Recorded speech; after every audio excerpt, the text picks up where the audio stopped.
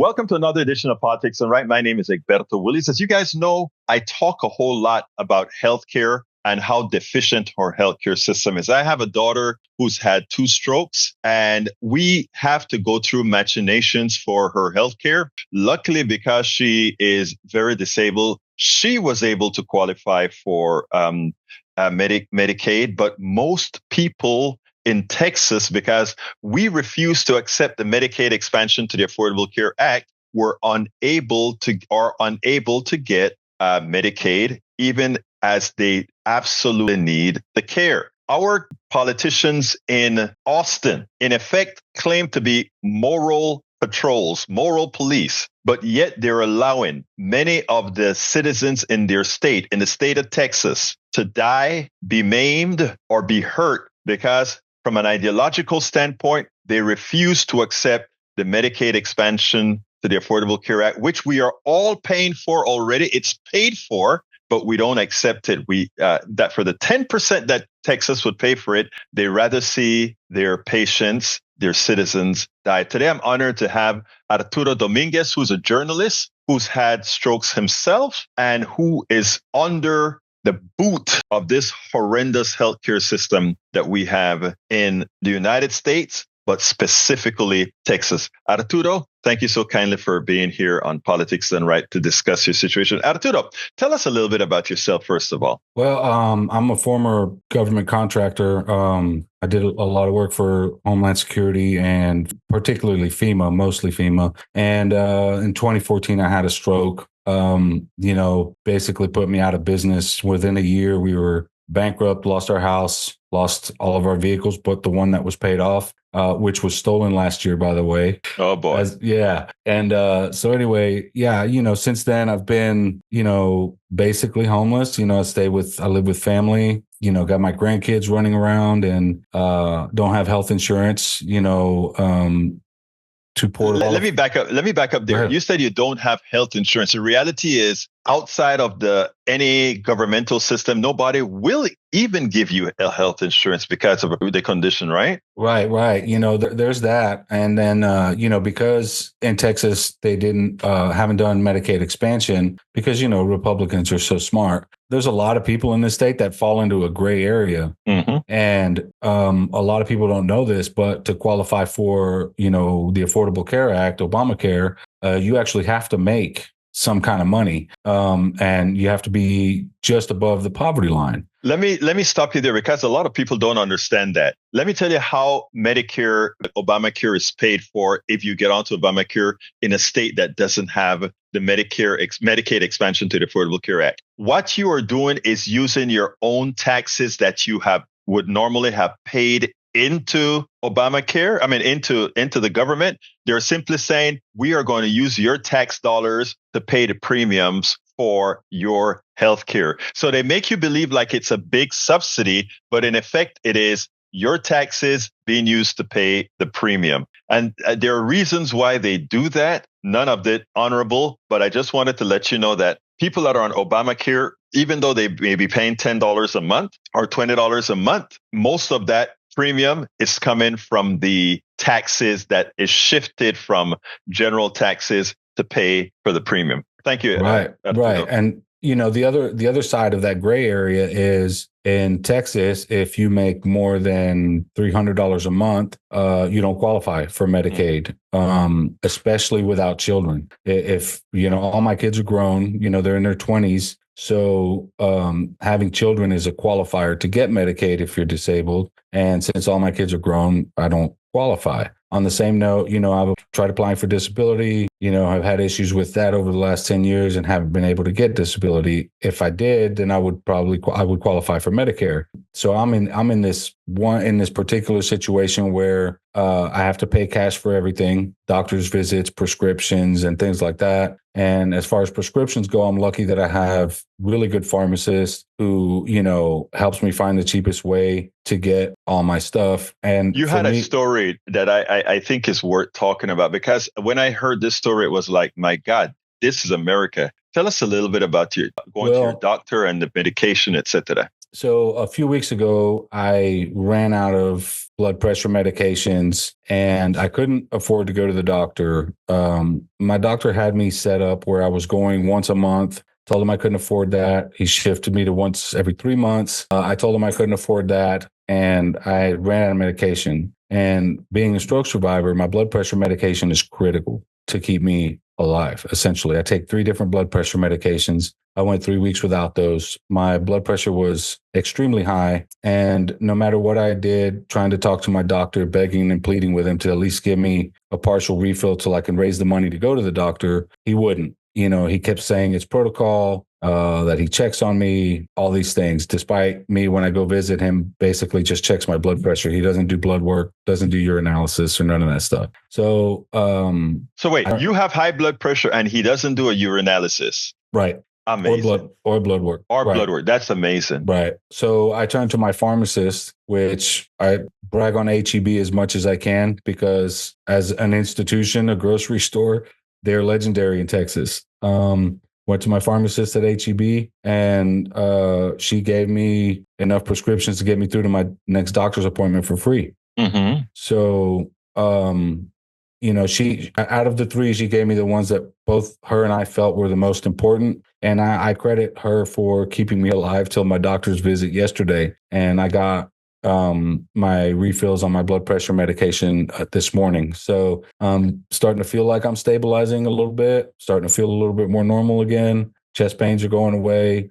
But it was scary, and, I'd posted on Twitter about it. The tweet went a little bit viral, a couple 100,000 views. A lot of people commented. A lot of people offered advice. An insurance consulting firm from Austin gave me advice on how to qualify for the Affordable Care Act. So I'm going to try to do that in the next couple of days. They told me that, if I have any issues, to feel free to call them and they'll help me, guide me through the process for free. That's legendary stuff right there. A lot of people talk smack about social media, but social media could be very, very useful. To say it's not real world is a huge mistake, because there are real people on social media, and a lot of times those people matter, and I feel like they saved my life. Well, you have to know how to use it. And again, a lot of people use it for good. I mean, I'm pretty sure, I've seen you give good advice on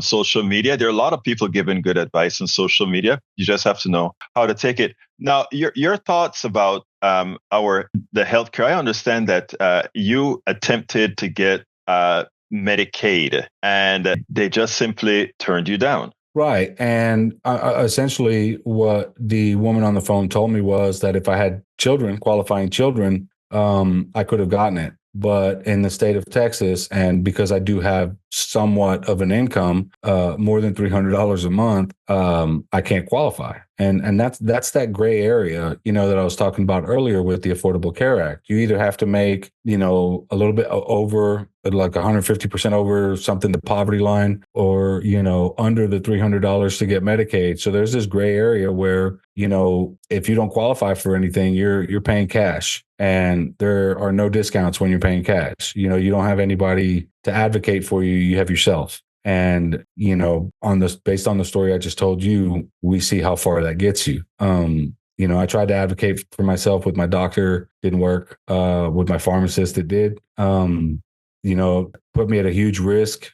I found it shameful that a doctor would hold life-saving medication hostage over $80. But, it's got me where I'm looking for another doctor. I'm looking at different healthcare programs now because, we have Harris Health here in the Houston area. We have, what a lot of people call the Gold Card. There are a lot of different programs that I previously didn't qualify for that I might qualify for now. So I'm starting to look into that, looking at clinics, nurse practitioners, different options, something that might be cheaper, easier to deal with. But there's not there when you consider the amount of people that are in a situation like mine, there aren't enough of these resources for us. We can't live in a society where we're relying on people's kindness or, philanthropy. It kills me because these billionaires they get hailed for their philanthropy all the time. But if it wasn't for them, we wouldn't need their philanthropy, in the first place. If they would pay their taxes, we would. Right. If they would Right. support Medicare for all, if they wouldn't be putting out policy papers or paying for the think tanks that put out policy papers to try to get people turned against the kind of healthcare that every industrialized or every advanced country has, meaning every single one of their citizens have healthcare as a right, it wouldn't be this way. One of the things that we have to show is that this can happen to anybody. You were working as a contractor, your own business, and you happen to get a stroke. Right. And I tell people this all the time. And we used to say this all the time, in a bit of a joking manner, like, everybody's one paycheck away from being homeless. You're one, medical event away from being poor, from going bankrupt. And then it happened to me. And I lived that. And, man, I mean, talk about a life change. The good side to that, and I try to find the silver lining in everything, is I wouldn't be a journalist, right? If that didn't happen.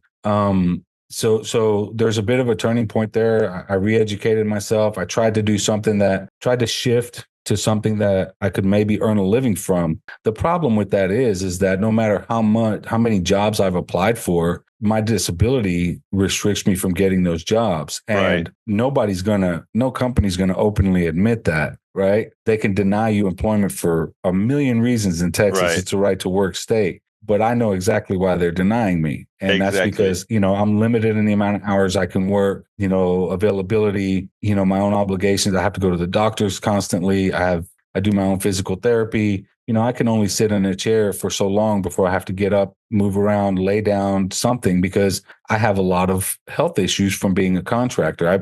I destroyed my body. I have 5 herniated discs, and things like that. So, it's not an easy existence, but I still enjoy it. I have my grandkids, I have my kids, they're all healthy. Everybody's doing well. And we try to support each other as much as possible. And my oldest son comes through for me a lot. Right.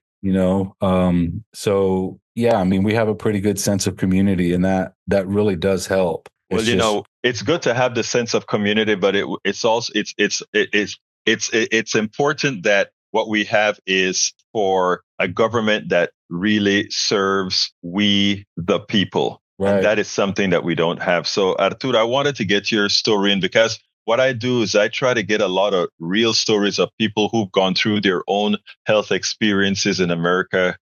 Because many people, I like what you said, you're always a job away, a paycheck away, an illness away from something disastrous happening to your own personal economy. And I just want to be clear that, like, I wasn't living paycheck to paycheck when that happened. Right. I had a substantial savings, but it bankrupted me because, insurance wouldn't cover a lot of things. I had to pay everything in cash. Arturo, my wife went in to get a kidney biopsy. A kidney biopsy. She was in there for 4 hours total. The bill was $28,000. Holy cow. The insurance paid, I don't know, their percentage, and they've still trying to get 7,000. I think it's like 5,000 or 6,000 from us. We're not going to do it. Right. We're not going to do it because, again, it's thievery. It's a transfer of wealth because they have it. You have no choice. It's extortion. And what we have to do is what we continue to do here, my brother, and that we are doing the work necessary. We are doing the work necessary to get the work done. We are doing the work. So I want to thank you so kindly for giving this interview. Absolutely. Because we need to make sure and keep the people informed and let folks know that what we're telling here are real stories. Yeah, our stories need to be told. If our government took care of everybody who was in my situation, it's really a drop in the bucket when you consider how much money we spend on so many other ridiculous things. Think about things. that. Imagine if we didn't invest all that money sending those bombs to Palestine and to Israel. How much could we have done for our own people? Arturo, thank you so kindly for this interview, and you have a wonderful rest of your day. You too, man. Thank you, Egberto. I appreciate it. It's always a pleasure to come on your show. Igualmente. We spend a lot of time deconstructing the news, trying to parse it into a form that everybody can understand. We try to find those little nitpicks where it flies above the fray, etc. If you really like these videos that we do, I want to ask a big favor. Please go ahead. Number one, subscribe to our channel, and number two, please join if you can. Thank you so kindly for watching. Keep watching. Please remember to share. We must populate the entire internet with our progressive message, a message that we know is what most Americans say that they want. So help us, please join.